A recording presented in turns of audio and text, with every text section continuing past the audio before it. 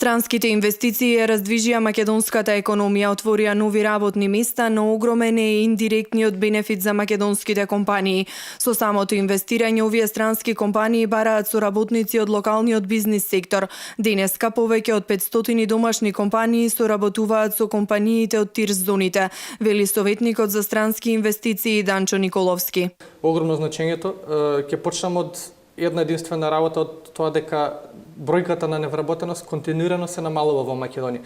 Значи, тргнавме од пред 10 на 12 години со некоја бројка од околу 38%, сега сме стигнати на бројка од 23,4%. Тоа е еден голем скок, една добра заслуга на остварените резултати од привлекувањето на странски инвестиции.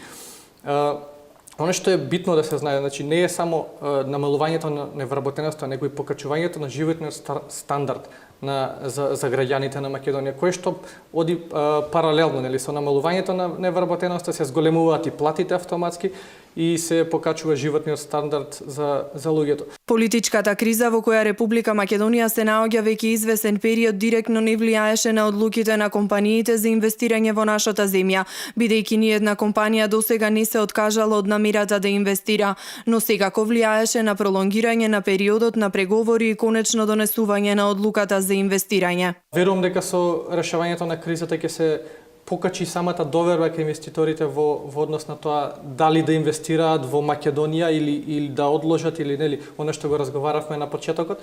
И сепак ние треба да останеме на нашиот пат, треба цврсто да работиме на намалувањето на невработеноста. Направивме еден огромен скок, една огромна работа со тоа што ја намаливме таа невработеност на 23,4%.